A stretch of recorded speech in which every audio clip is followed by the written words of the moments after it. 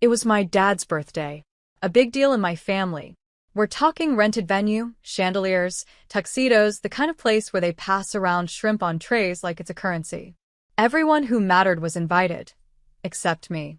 Before we begin, drop a comment and tell us what would you do in this situation? Be honest, tell me in the comments below. We read every comment. Let's begin. I got the message 2 days before. Not a phone call. Not even a text. My mother said it to my face while I was standing in the middle of the family room, holding a small gift bag like some clueless outsider. "You're not invited," she said, loud enough for the cousins and aunts to hear. "Don't embarrass yourself by showing up." I looked around. No one defended me. Not my dad. Not my sister Tessa. No one. It was like I was suddenly invisible. And the worst part? I smiled. I don't know why. Maybe because if I didn't smile, I'd cry. So I just stood there, nodded once, and left. But here's the thing. I didn't leave out of shame. I didn't run home to cry into a pillow or scream at the wall. I drove straight downtown to my office. Yes, my office. Because what none of them knew, not even Tessa, was that I wasn't the screw-up they kept calling me behind closed doors. I was their nightmare dressed like a silent success story. They thought I was working some average admin job.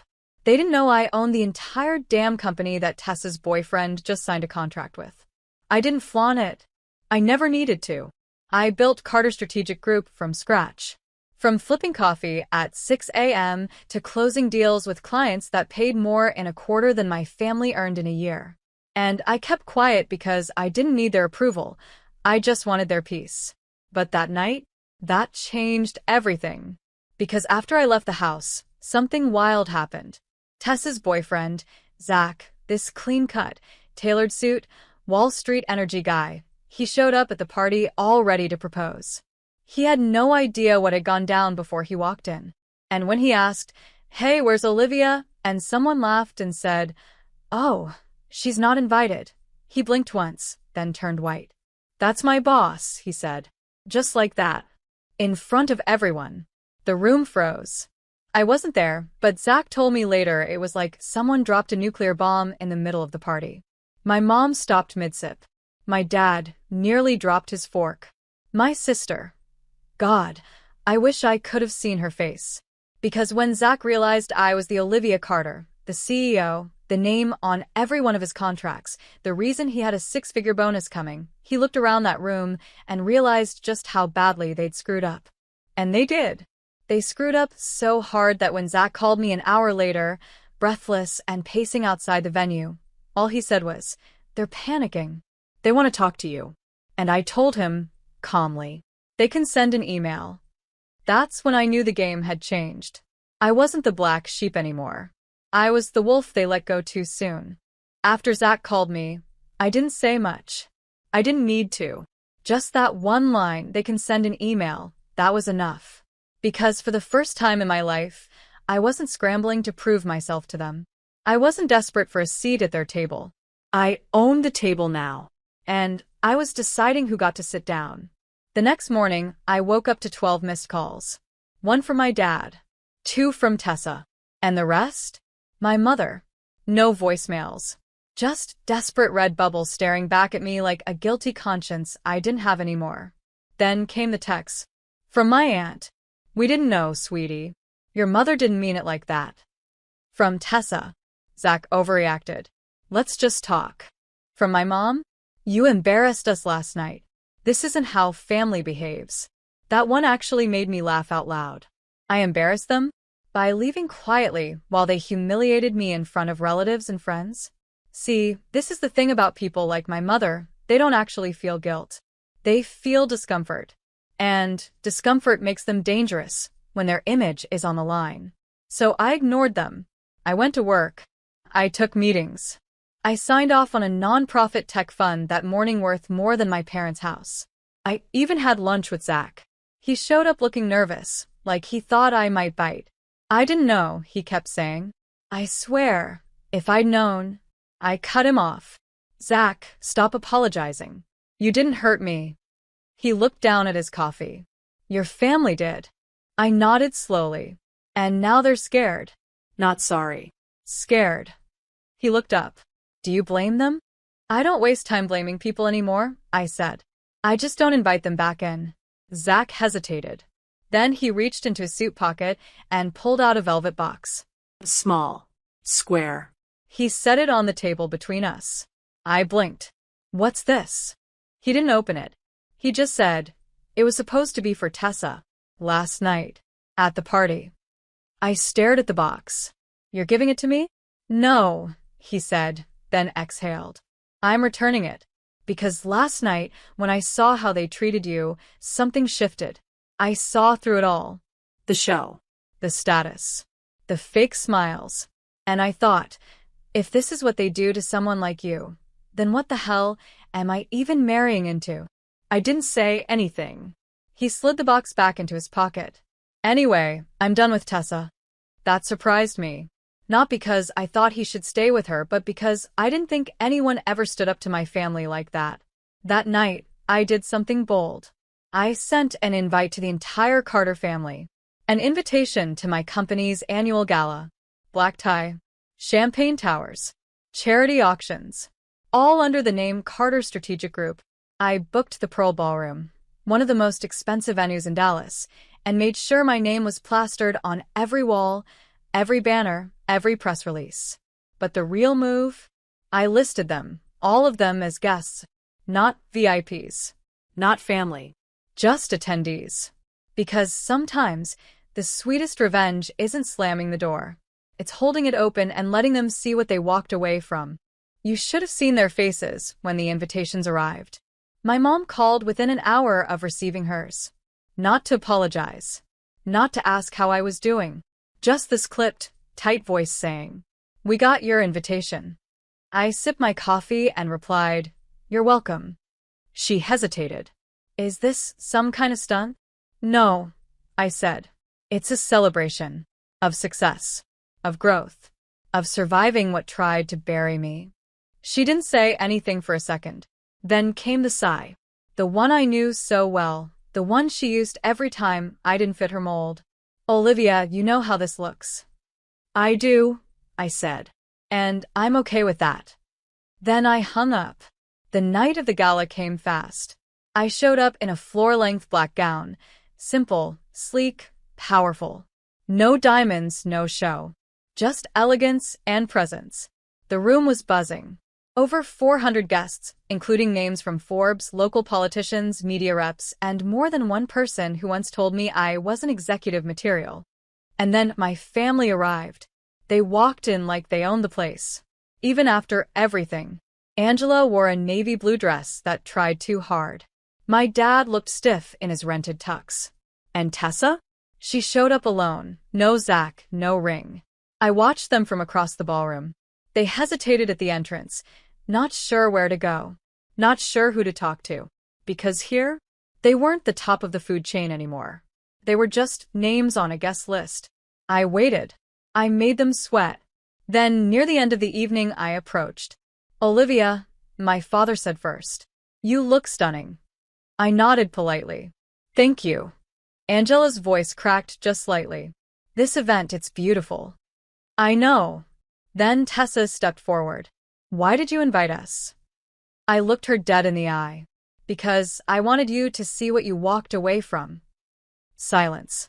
No one moved. No one knew what to say. So I filled the space. You treated me like I was disposable. Like I was nothing. You humiliated me in front of people who once called me family. And the entire time, I was building this. While you whispered about me behind closed doors, I was signing deals. Creating jobs. Becoming the kind of person you couldn't even recognize last week. My mother tried to force a smile. You've changed. No, I said. I just stopped shrinking.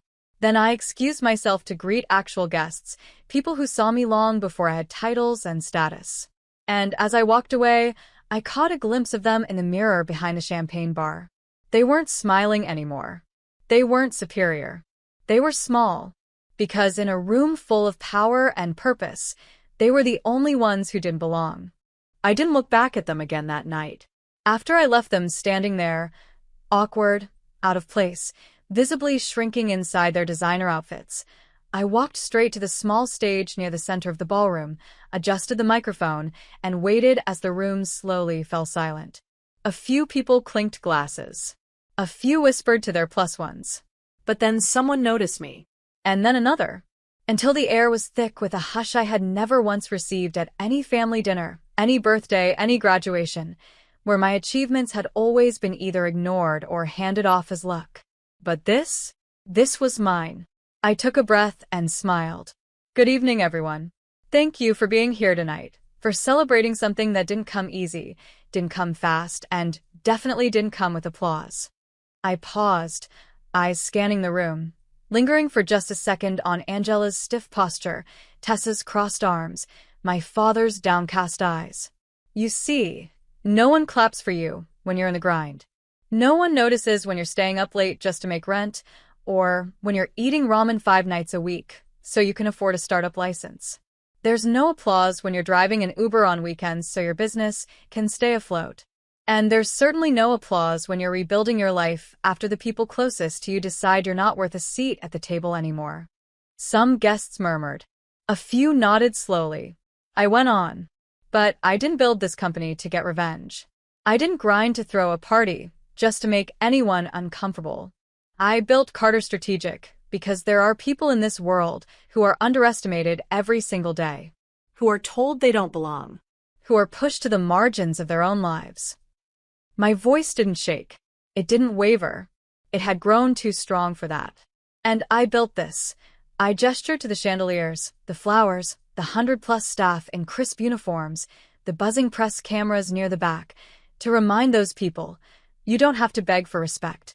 You don't have to bend to be accepted. You just have to keep building, even if no one believes in you, because someday they'll have to walk into a room with your name on every wall. Applause erupted. Not the polite kind. The kind that came from people who felt it. From other women in business. From self-made founders. From the intern who once sat on the floor with me eating cheap tacos while we planned the company's first campaign. From people who had climbed out of places no one ever applauded. I stepped down, and the rest of the night moved on. Donations were made, partnerships were announced, and people danced under lights I paid for with every late night I'd survived alone. But let me tell you what stayed with me. It wasn't the speeches. It wasn't the headlines the next morning. It was what happened as I left the ballroom. My father, Charles Carter, was waiting by the door. He looked older than he did just hours before. Like the weight of the truth had finally landed on his shoulders. Olivia, he said, voice low. I didn't know how much I hurt you. I nodded. You didn't want to know. He looked down. Your mother, she always had her way. I just tried to keep the peace. That's the problem, I said. You kept the peace for her. Not for me. He sighed, deep and heavy. You're right. I waited, unsure if anything else would come. Then he reached into his jacket and pulled something out. It was the gift I had left on the table, the leather-bound journal. He held it out to me. I couldn't bring myself to open it last night, he said. I opened it this morning. The first page, you wrote something. I nodded once. Yeah. I did. I never gave you a chance to say it to my face, he said. But I want you to know, I read every word. And I'm sorry I didn't listen sooner. He looked at me then, eyes moist. And for the first time in years, I saw something behind them that wasn't guilt, or pride, or performance. I saw regret. Real, jagged regret. I didn't hug him. I didn't cry. I just nodded once and walked past. Because forgiveness isn't always about opening your arms. Sometimes it's about walking away finally free. After that gala, everything changed, but not all at once. Change doesn't arrive in a neat little box.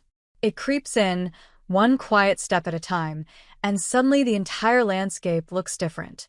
My father never returned to the man he used to be, not the harsh, silent one, and not the loving dad I once remembered. But he started trying. He sent messages. He mailed old photos from when I was a kid. I didn't respond right away. I didn't need to. Some wounds don't need conversations, they need time.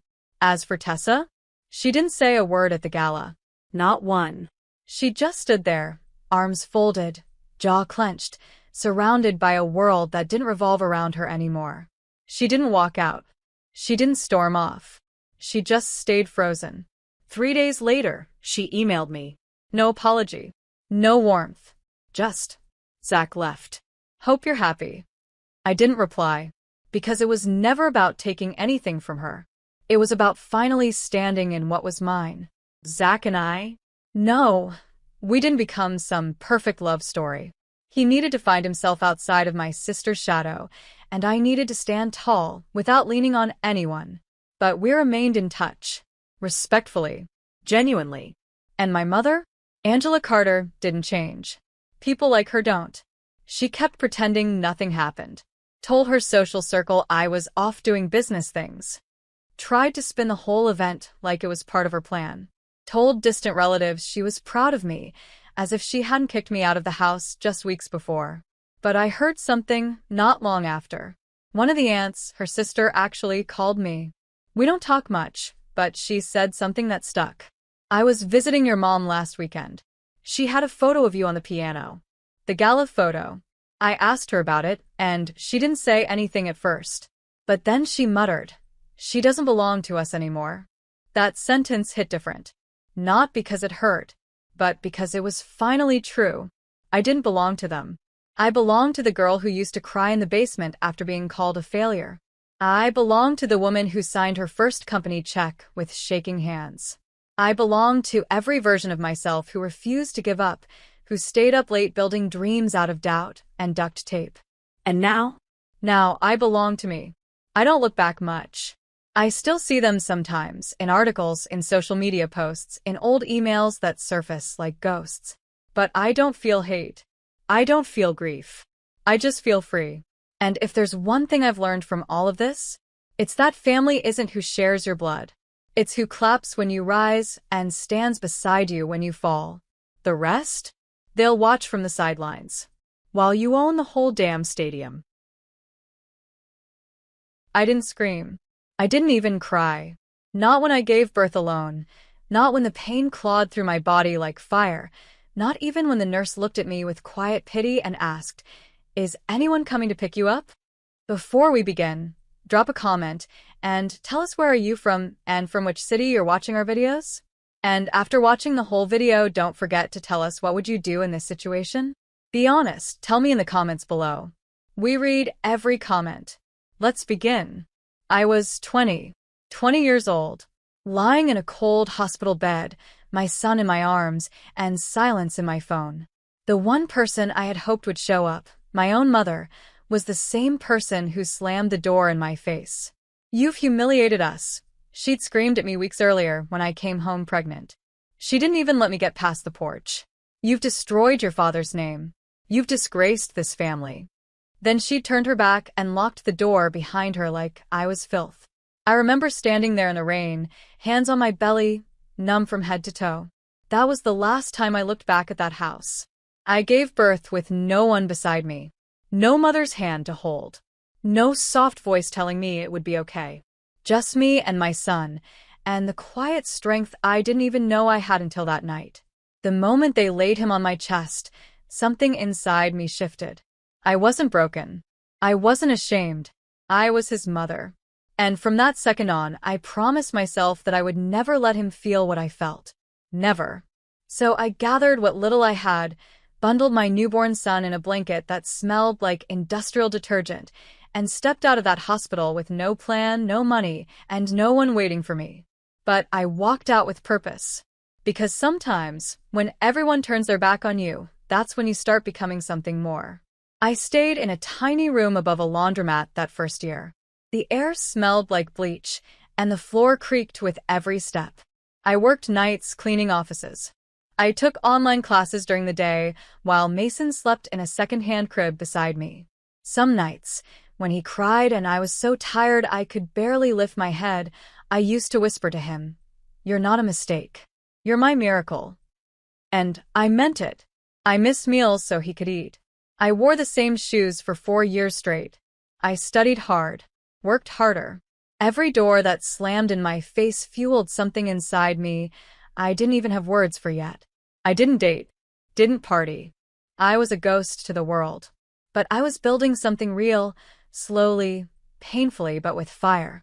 By the time Mason turned 10, I'd gotten my business degree and launched a small virtual assistant company. I started with one client, then two, then five. I was making more money than I ever imagined back in that freezing laundromat room. I remember the first time Mason and I moved into an apartment with real heating. He looked around the empty living room, eyes wide, and said, "This is all ours?" I smiled, tears in my eyes.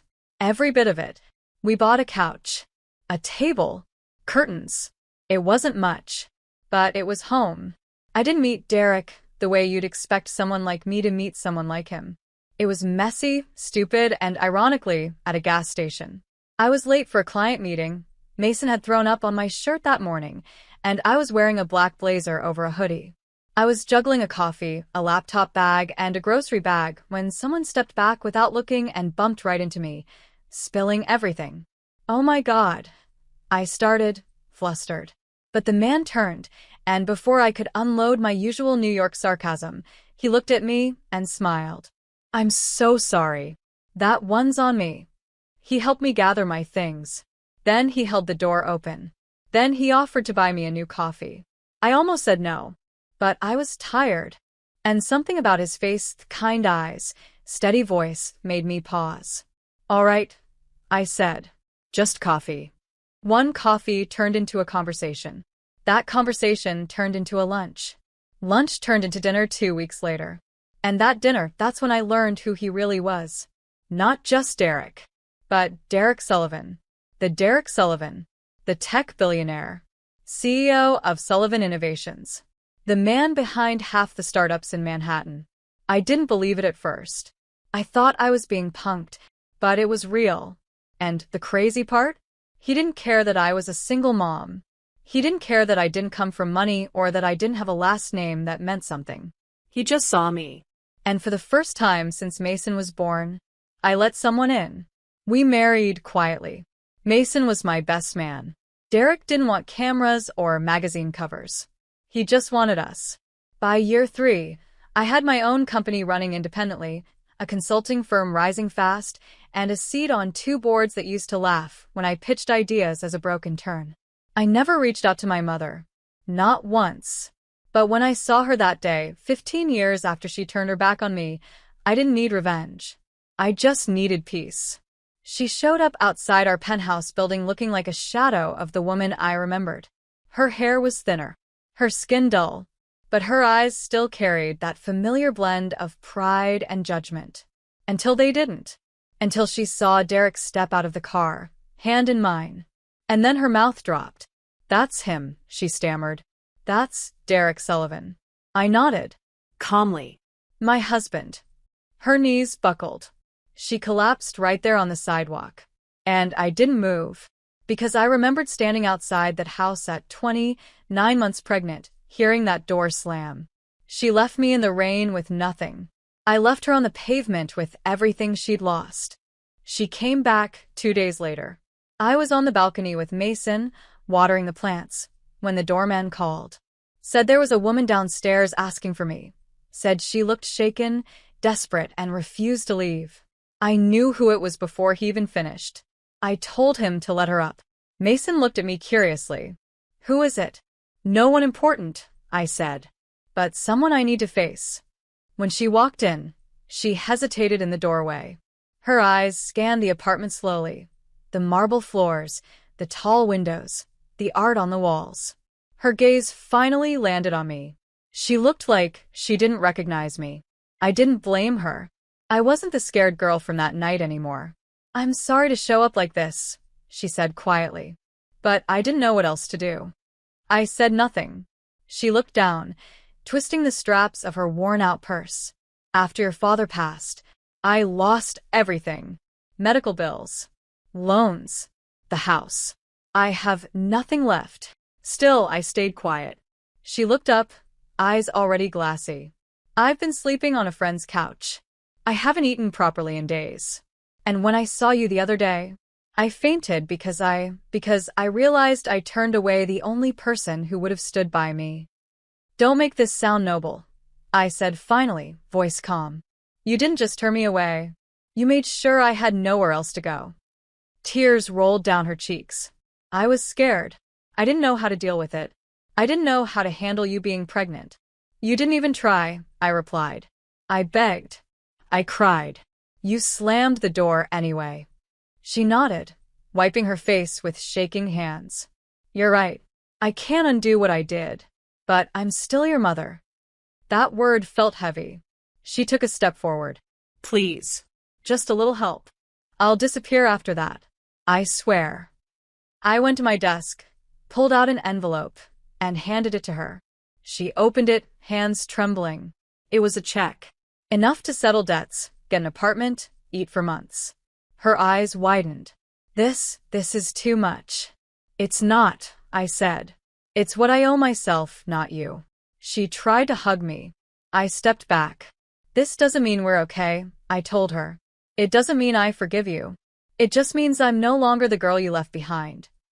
She looked at me, eyes filled with something between regret and shame. Can I meet Mason? She asked. No, I said flatly. He doesn't need to know what abandonment feels like.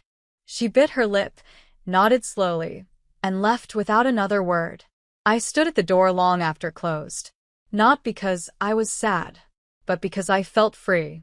That night, I sat at the edge of Mason's bed, watching him sleep. His chest rose and fell in rhythm, one arm thrown over his forehead, a slight snore escaping his lips. He was 15 but still my little boy. He had no idea his grandmother had been in our home just hours earlier. And he didn't need to. He didn't need to know the version of me who stood on a porch at 20, crying and begging to be let in.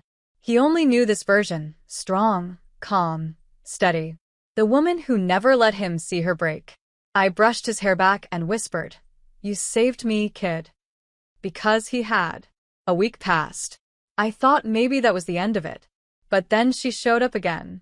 This time at my office. I was in a meeting when my assistant slipped me a note. There's a woman here. Won't leave. Says it's family.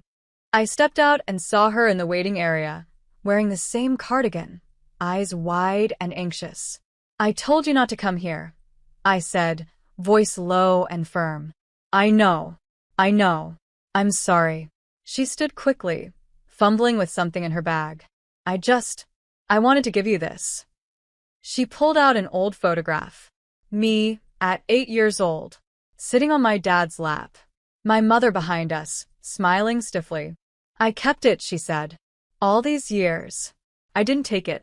Why are you really here? I asked. I just want to see you again, she whispered. You, Mason. I want to fix things. There's nothing to fix, I said. You made sure of that. Her eyes darted around the office.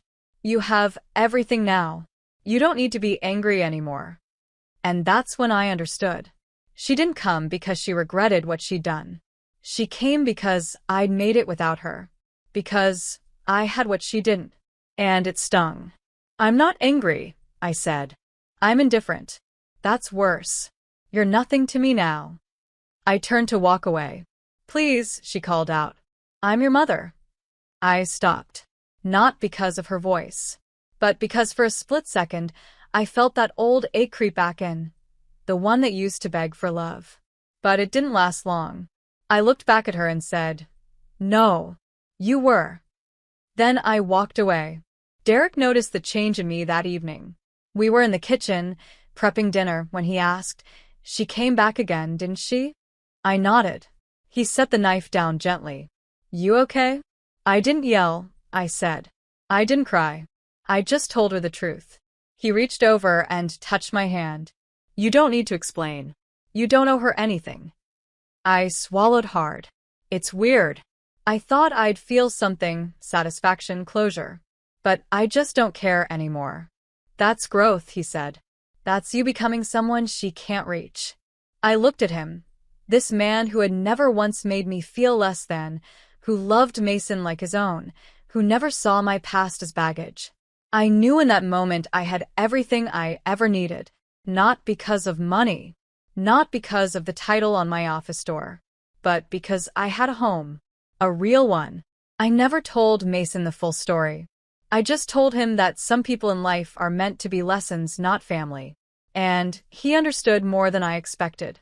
She missed out, he said one night while we sat on the balcony. You're the best person I know. That one sentence healed more than any apology ever could. The final time she showed up, it wasn't in person. It was a letter. No return address. Just my name, written in shaky cursive. I opened it slowly. It was only one page. Inside, she wrote that she was moving to a different state to stay with a distant cousin. Said she understood now that I didn't want her in my life, and that she wouldn't try again. At the end, she wrote, I hope someday you find it in your heart to forgive me. Not for me, but for yourself. I folded the letter and placed it in a drawer. Not because I forgave her, but because I needed to stop carrying her choices with me. Her shame was never mine. Her rejection wasn't a reflection of my worth. I made a life without her, and I made sure my son would never know the weight of begging for love. Mason's high school graduation came on a warm June morning. He wore his cap crooked and his tie loose, nervous energy buzzing through him as we walked into the stadium. Derek sat beside me, his arm draped gently over the back of my chair, the sun catching on his wedding ring. I watched my son walk across the stage and take his diploma with a proud, confident smile. And I realized this was it. This was the moment I'd been chasing all my life. Not money, not status, not revenge, but this. Watching my son become everything I never got to be when I was 20, safe, loved, unafraid. People came up to us afterward, shaking Mason's hand, complimenting me. One woman asked what I did for work, and I told her. She blinked and said, Oh, you're Ava Reed. I've heard your name everywhere. I smiled. That's me. We took pictures. We laughed. Mason shoved cake in my face later at dinner, and I didn't even mind. I didn't think about my mother. Not once. Until we got home. There was a message on the landline. One I'd forgotten we even had. It was her voice. I heard Mason graduated, she said. I wasn't there, I know I shouldn't have called. I just wanted to say congratulations. That's all. He must be amazing. You did good. She paused for a moment, then hung up. I deleted the message. I didn't need it, because in the end, she had no idea how amazing he truly was, or how much we had built from nothing, or how powerful silence can be when it's chosen, not forced. I sat on the edge of Mason's bed again that night, just like I did when he was a baby. You proud of me? He asked, looking up at the ceiling. I smiled. Every second. He turned to me. Are you happy now? I thought for a long time before I answered. I think I've always been happy, I said. I just had to fight for it. He didn't say anything else. He just reached out and held my hand until he fell asleep. And that's how the story ends. Not with doors slamming. Not with tears. But with peace. The kind you earn when you survive the fire and come out brighter than ever. You're not coming upstairs, Ashley hissed. Before I could respond, my sister grabbed my wrist and shoved me hard. So hard my back hit the cold concrete wall of the basement. Ashley, what are you doing? I'm your sister, I gasped, stunned, my voice echoing down the stairwell. The door slammed, the lock clicked, and just like that, I was trapped. Before we begin, drop a comment and tell us where are you from and from which city you're watching our videos. And after watching the whole video, don't forget to tell us what would you do in this situation. Be honest. Tell me in the comments below. We read every comment. Let's begin. I stood frozen, barefoot on the dusty cement floor, my hands trembling. The pale dress I'd ironed the night before was now smudged from the wall. From the tiny window above, I could hear laughter, the click of heels, the rustling of satin dresses.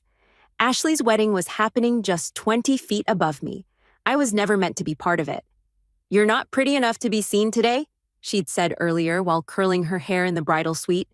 I don't want you standing next to me in pictures. You'll ruin them. I thought she was just being cruel in her usual passive-aggressive way. I didn't think she'd actually lock me away. The basement reeked of mildew and forgotten furniture. I tried to call someone. My phone wasn't in my purse. It must have fallen out in the chaos. Tears stung my eyes, not from the insult. I'd gotten used to Ashley's venom over the years, but from the sharp humiliation of being discarded. I was 27, I paid my own rent, I worked 2 jobs to survive. And yet, here I was, treated like trash in my own family. The worst part? I had no one here. My husband, Mason, was supposed to come later. He had a last-minute client emergency and said he'd try to make it before the cake cutting. I had texted him earlier. "Don't worry, it's just a wedding. See you later." God, if only I had told him what Ashley said. The lights flickered. I sat down on an overturned laundry basket and pulled my knees in tight. Then, I heard a voice. "No, where's my wife?" It echoed through the house. It was Mason. I jolted to my feet. I said, "Where is she?" He shouted. My heart pounded. I ran to the door and banged hard. "Mason!" Footsteps thundered overhead. Fast, furious. Then, boom! The door burst open. And there he was. Mason, eyes blazing, jaw clenched, breathing hard, like he'd just run through fire to get to me. Behind him, I saw my mother's horrified face and the groomsmen staring. He didn't say a word. He just walked over, took one look at me, and lifted me into his arms. My dusty dress, my bare feet, my messy hair. He didn't care. "You locked her in a basement for a photo?" He growled, turning to Ashley, who had just come down in her lace-covered gown.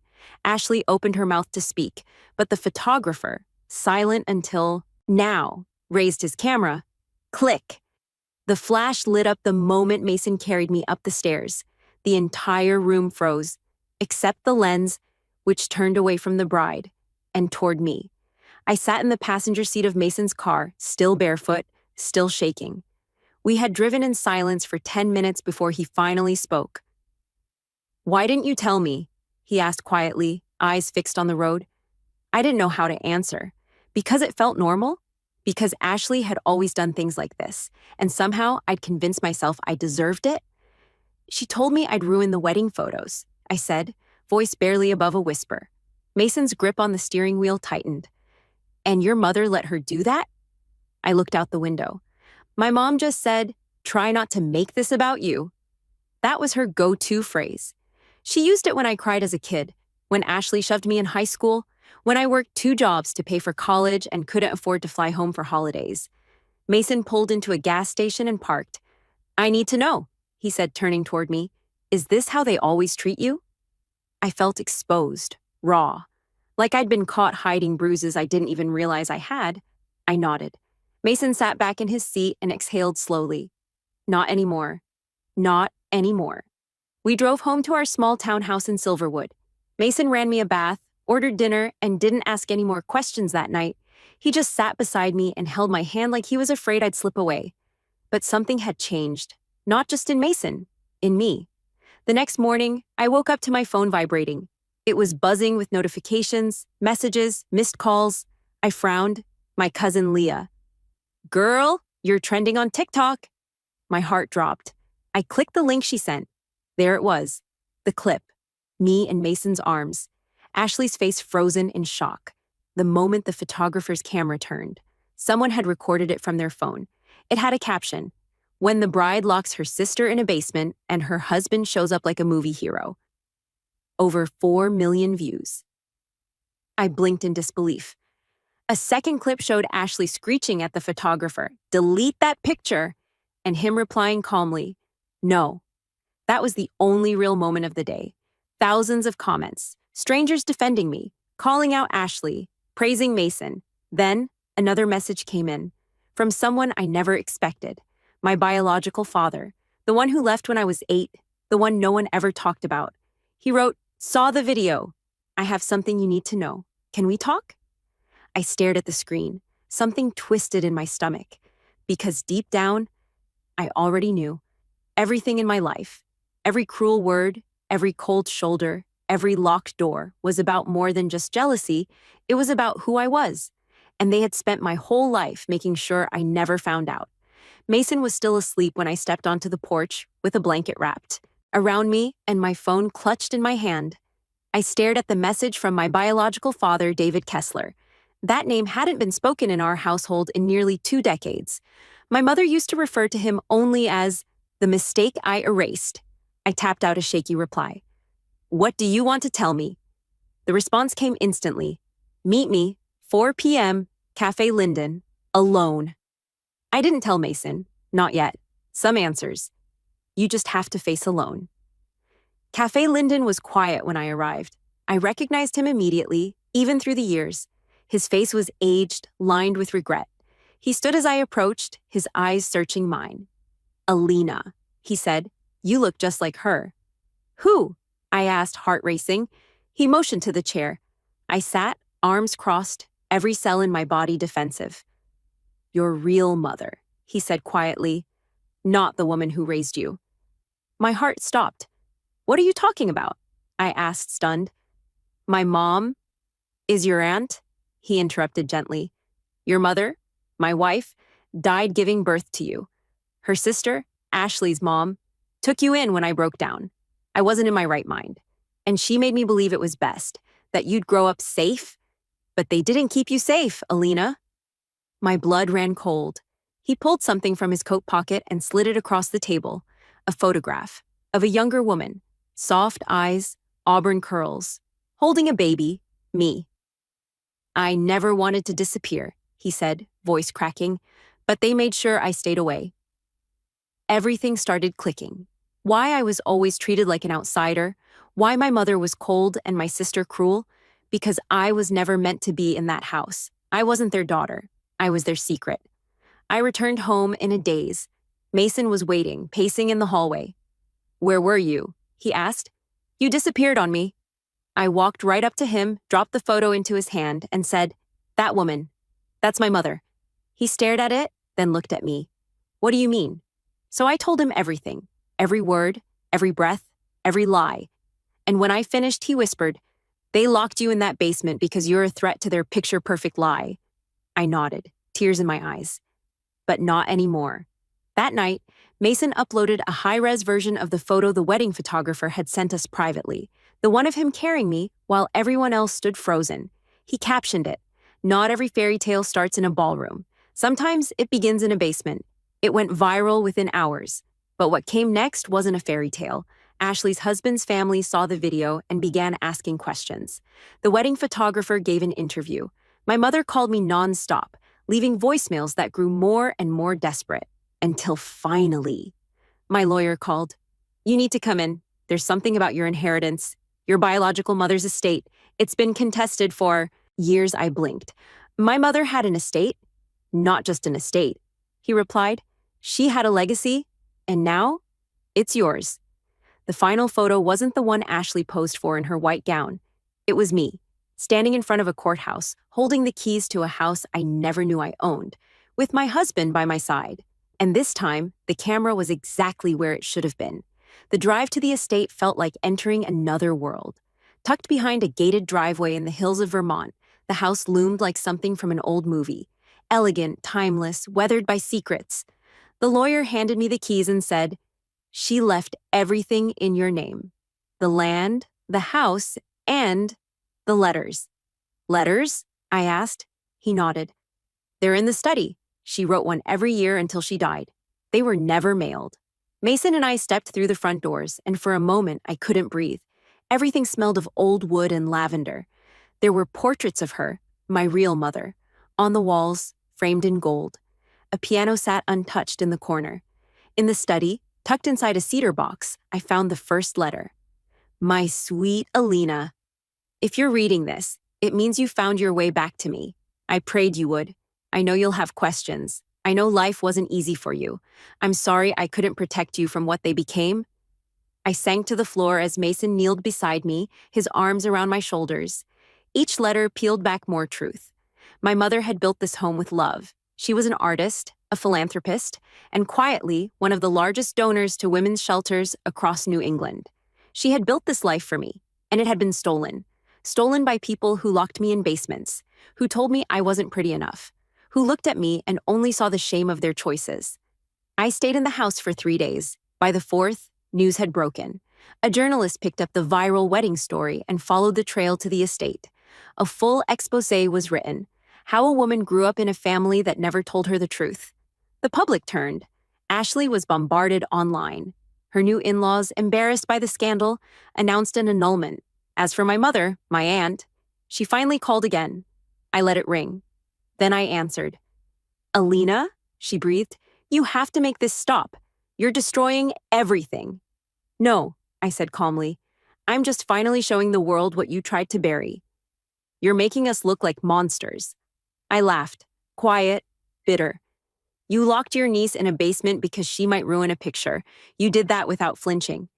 Silence. I want to make it right, she finally said. We're family. You only say that now because I have the house, the name. The truth, I hung up. Mason walked in with a cup of coffee. You okay? I nodded. I'm done hiding. He smiled and leaned down to kiss my forehead. Then it's time the world sees you. That weekend, we hosted a charity gala at the estate in honor of my mother, for women who had been silenced, discarded, overlooked. I stood in front of that crowd, shaking, nervous, vulnerable, and I told them everything. How I was locked away, how I was told I wasn't good enough, how I found my name in a letter written by the woman who gave me life. The crowd stood and applauded, but one person in the back stood frozen. Ashley. She looked smaller somehow, like the truth had finally caved in on her. And then, for the first time, she walked out, without a camera pointed at her. The spotlight no longer belonged to her. It belonged to me. The night after the gala, I stood barefoot on the marble steps of the estate, gazing out into the moonlit garden that once belonged to a woman I never got to meet, but who somehow knew me better than anyone else ever had. The whispers of applause still echoed in my ears. But what stuck with me most were the women who came up to me after I spoke. I felt invisible too. My sister said the same words to me before my wedding. You made me feel seen. I wasn't the only one who'd been locked in a metaphorical basement. I had just been the one foolish enough to think I had to stay there. 3 days later, I received a manila envelope at the estate's front gate. No name, no return address. Inside it were 2 things. 1, a photo, an old one, from my 12th birthday. I was off to the side of the frame, blowing out candles alone while Ashley and her friends smiled for the camera near the cake. 2, a typed letter. You were always brighter. We just didn't want the world to notice. We thought if we broke you down first, you'd never rise higher than us. Guess we were wrong. Anonymous. The paper trembled in my hand. It wasn't signed, but I didn't need it to be. I knew exactly who sent it. That was the closest thing to an apology I'd ever get. That week, I made the final decision. I hired an investigative attorney and had all estate documents reviewed.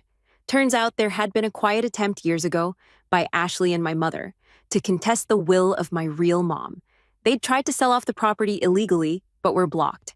I had grounds, serious ones. But instead of pressing charges, I called a press conference. When the media arrived, I stood on the front steps and spoke from my gut. I won't press charges, but I will protect what was given to me. I will honor the woman who gave me life, and I will not allow the people who silenced me to rewrite this story again. That speech aired across national outlets. I didn't care about the fame. I cared about the impact, and impact it had. Foundations reached out, universities, women's groups, even publishing houses. Suddenly, I was the story, the girl who'd been hidden away. Now standing in the light. 6 months passed.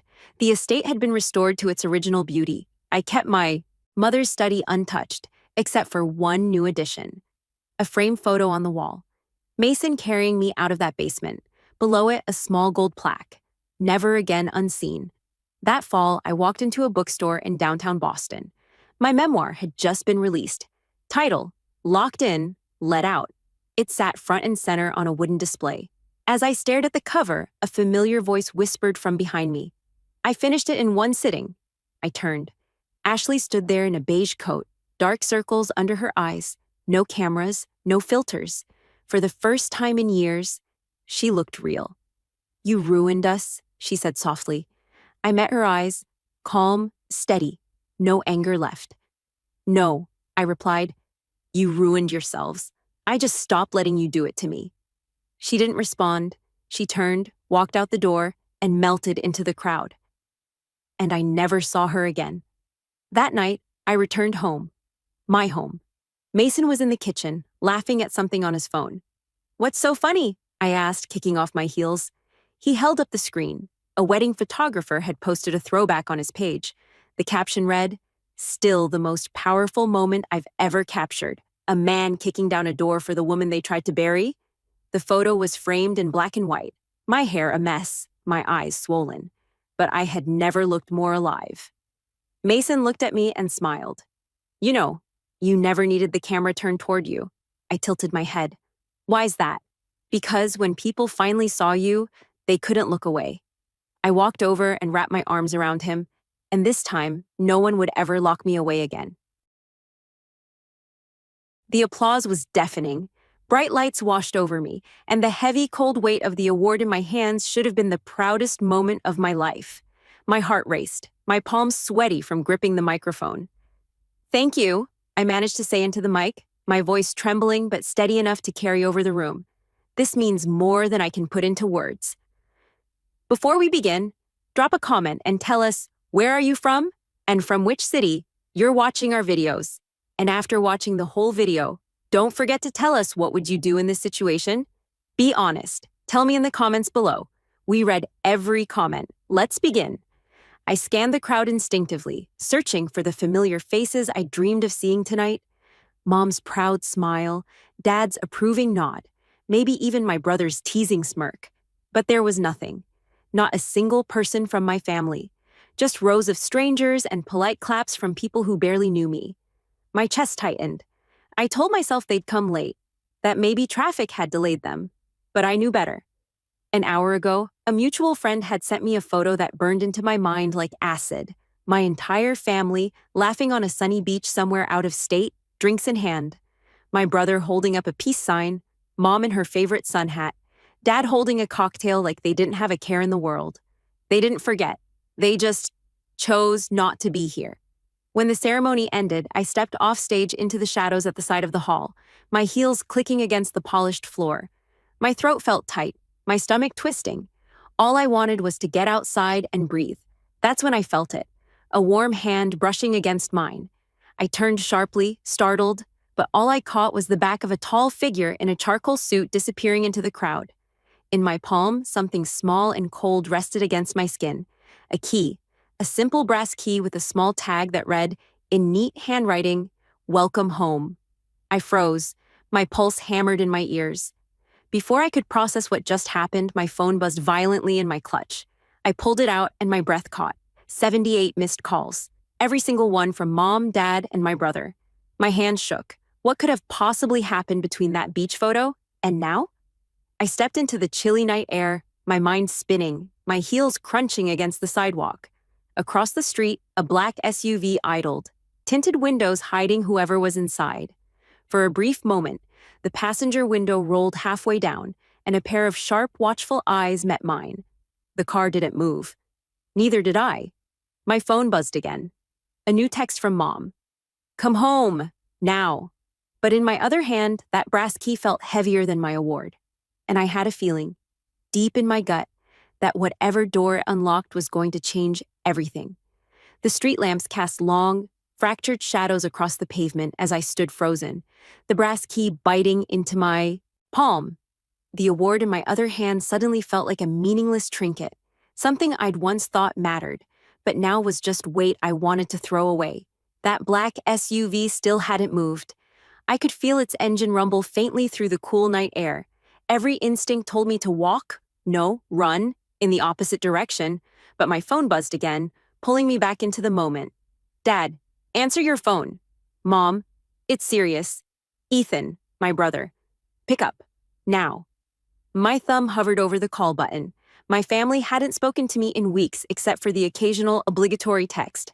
And now, suddenly, they were desperate to reach me? My chest tightened, not from fear but from something sharper. Resentment. I slipped the key into my clutch and started walking, my heels tapping a steady rhythm on the concrete. The SUV's engine revved softly, my eyes flicked toward it. The window rolled down another inch. A man's silhouette leaned forward, his face still shadowed, but I could feel the weight of his gaze. I quickened my pace toward the side street, the city's noise muffling as I turned the corner. My phone rang again, and this time I swiped to answer before I could overthink it. "What?" My voice came out colder than I intended.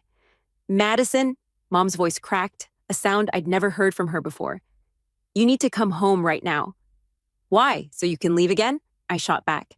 "Or maybe so you can tell me in person why a trip was more important than—" "Madison, please." she interrupted, urgency edging her tone. Something's happened. It's about the house. I stopped dead in my tracks. What about the house? There was a muffled sound, like someone grabbing the phone from her. Then Dad's voice came on, low and clipped. Who gave you a key? The air around me felt suddenly heavier. What?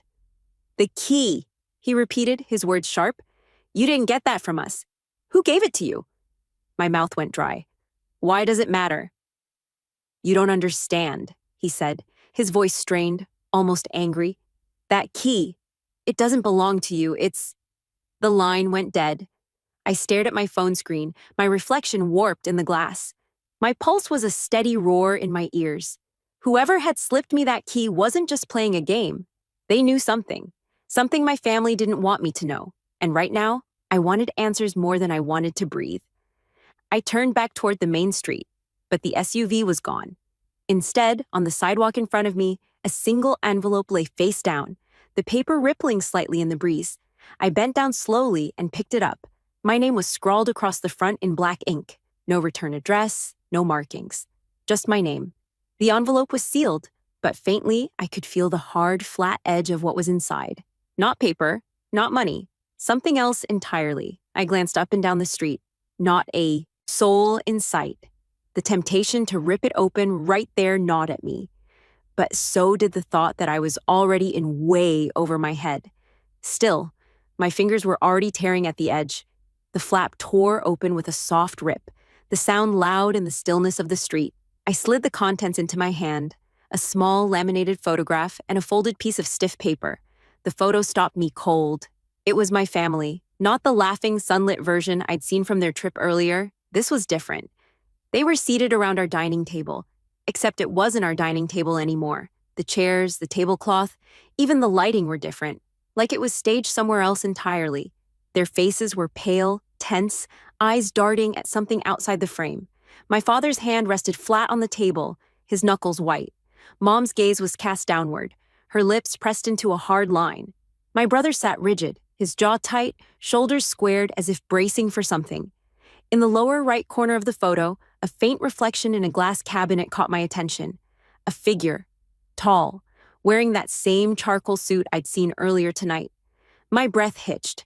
Whoever slipped me the key had been in the room with them. I unfolded the stiff paper next. It wasn't a letter, it was a floor plan. Not of our current home, but of the house we'd lived in when I was a child. The one we'd moved out of suddenly, without much explanation, when I was 12. Rooms were marked in bold red ink. One upstairs bedroom had a circle drawn around it, the words "check inside" scrawled next to it. I stood there in the cold, clutching the floor plan like it might disappear if I blinked. My phone buzzed again. This time, a video call from Ethan. Against my better judgment, I answered. His face filled the screen, eyes wide, voice low and fast. Maddie, listen to me. If anyone gave you something tonight, you can't... He stopped abruptly. His gaze shifted as though someone else had walked into the room. His voice dropped even lower. They'll hear me. Just don't go there. You understand? Don't... The screen went black. My skin prickled. The air felt charged, like the moments before a storm breaks. A cold gust swept down the street, rattling a loose sign against the brick wall nearby. I glanced around, half expecting to see the SUV again, but the road was empty. The floor plan and photo were still in my hand. I could shove them back into the envelope, go home, pretend none of this happened. But the truth was already under my skin. The key was still in my clutch, warm from where I'd been holding it earlier. Something had happened to my family, something ugly. And whatever it was, they were more afraid of me knowing the truth than they were of facing it themselves. I tucked the envelope inside my jacket, squared my shoulders, and made a decision. I was going back to that house, not the one they lived in now. The old one. The one they never wanted to talk about. And I was going tonight. The city's glow faded behind me as I drove toward the outskirts, my award lying forgotten on the passenger seat. The streets grew quieter, darker, the hum of streetlights replaced by the low, steady rhythm of my car's engine. It had been years since I'd been anywhere near that neighborhood. As a kid, I'd never questioned why we left so suddenly. My parents had framed it as an opportunity, a better school district, a bigger backyard, more privacy. But now, retracing the old route in the dead of night, I could see the lie for what it was. The houses here were older, tucked behind overgrown hedges and half-collapsed fences. Memories stirred like dust in the back of my mind. Riding my bike down these cracked sidewalks, hearing my mom call me in for dinner, my dad's voice low and sharp during late-night arguments. When I finally pulled up to the old house, my hands tightened around the steering wheel. It looked smaller than I remembered. The paint was peeling, and one of the shutters hung crooked, swaying gently in the breeze. The porch light was off, but a faint glow seeped out from somewhere inside, as if a single lamp had been left burning. My pulse quickened. I killed the engine and sat for a moment, letting the silence close in. The key felt heavier than ever in my jacket pocket. I stepped out into the cold, gravel crunching under my boots, and climbed the creaking porch steps. The door's lock was old. I remembered it sticking sometimes. But when I slid the key in, it turned without resistance. The click of the latch echoed unnaturally loud. Inside, the air smelled faintly of dust and something else. Metallic. The living room was almost bare, stripped of the furniture I remembered. The walls were a dull, faded beige, but faint outlines remained where pictures had once hung. I shut the door softly behind me, my footsteps muffled on the worn carpet. Every creak of the floorboards made me pause and listen.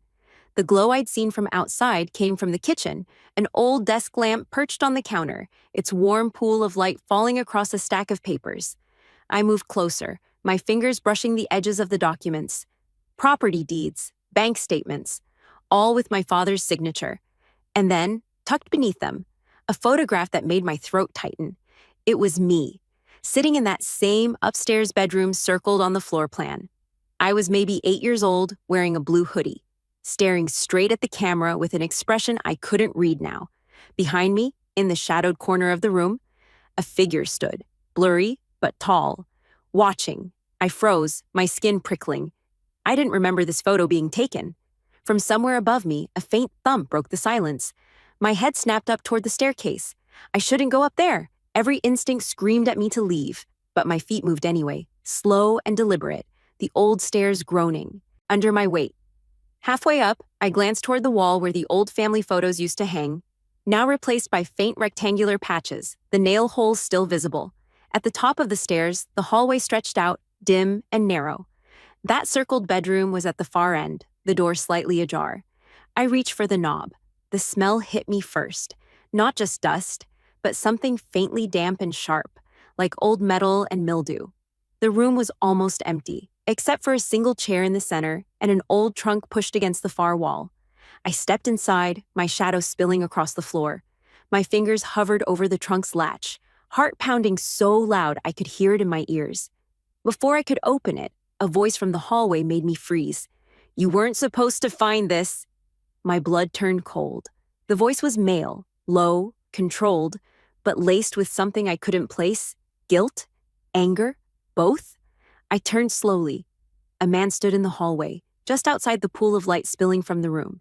He was tall, broad-shouldered, wearing that same charcoal suit I'd seen earlier tonight, the same one reflected in the photograph with my family. My fingers tightened around the trunk's latch. "Who are you?" My voice was steady, but my throat felt tight. He stepped into view, the dim light revealing a face both unfamiliar and unsettlingly familiar. The shape of his jaw, the green eyes, something in them felt like looking into a distorted mirror. "I'm someone your parents hoped you'd never meet," he said evenly. "And that key? It was supposed to bring you here when you were ready, not tonight." My heart hammered. "Ready for what?" Instead of answering, he glanced down at the trunk. "Open it. You'll understand." Every muscle in my body screamed not to obey, but my curiosity was a stronger force now. My thumb flicked the latch. The lid groaned open, releasing a stale, cold breath of air. Inside were stacks of old VHS tapes, each labeled in my father's handwriting. Dates, years worth of them, going back to when I was a child. Beneath them, folders thick with photographs and typewritten pages. I picked up the top folder and flipped it open. My stomach lurched. It was filled with photos of me, every school year, every sports event, every time I was at the park with friends. But these weren't taken by my parents. The angles were wrong, the distance too far. Some were blurry, as if taken in a hurry. And in almost every one, somewhere in the background, that same man was there, watching. I looked up at him sharply. You've been following me my entire life. Protecting you, he corrected, his tone clipped. That's not protection, I snapped. That's... Ask them, he cut in, his voice suddenly sharp. Ask your parents why they moved you from this house. Ask why they never told you who I was. Ask them why they made you believe you were safe when you weren't. My phone buzzed violently in my pocket. I pulled it out. Dad's name lit up the screen. I answered, my voice shaking with fury. I'm at the old house. With him. Now tell me the truth. There was a sharp inhale on the other end. Maddie, leave. Right now. He's dangerous. The man's expression hardened. Dangerous? He let out a bitter laugh. I kept your daughter alive when you were too busy protecting your image to protect her. What is he talking about? I demanded. Dad's voice cracked, something I'd never heard before. When you were a kid, we got involved with people we shouldn't have. This house, it was their meeting place. And you? He stopped himself, then pushed the words out. You saw something you weren't supposed to. We thought if we moved, if we cut ties, the man in front of me finished the sentence for him. She'd be safe. But they didn't cut ties. They made deals. They traded trust for comfort. My hands trembled. So you've been what? Watching me all these years in case they came back? He didn't answer directly. You won an award tonight? You think that's what your family's angry about? Number. They're angry because someone else saw you on that stage. Someone who remembers. And now they're desperate to pull you back under their roof. Not to protect you, but to control the damage. Dad's voice came again through the phone. Urgent. Do not listen to him. He's twisting. The man stepped closer, his gaze locked on mine. They left you tonight because the less they were seen with you, the better. The trip? Just an excuse. And now that you've got that key, you have more power than you realize. My grip tightened on the phone. Why give me the key at all? Because, he said quietly, this house and everything in it belongs to you. It always has. They signed it over years ago but never told you. These tapes, these records, they're proof, not just of the house but of what they did. I stood there, the weight of the truth pressing in. My family, the same people who'd laughed on a beach instead of sitting in the front row for me, had spent years burying lies under the guise of protection. I looked down at the folder in my hands, at the deeds, the documents, the evidence that could blow their carefully constructed world apart. The phone was still in my ear, Dad's voice breaking through. Maddie, whatever you think you're doing, don't. You'll ruin us. A cold calm settled over me. Maybe you've been ruining yourselves all along. I hung up. The man stepped aside, giving me space to leave with whatever I wanted. My fingers brushed the brass key again as I tucked the folder under my arm. I didn't know exactly what I was going to do yet, but for the first time in years, I knew one thing for certain. The next time my family called, it wouldn't be me who was desperate to answer. And as I stepped out into the night, the porch light flickered on, bathing the front yard in pale gold. Somewhere behind me, the man's voice carried softly through the cold air. Welcome home, Madison.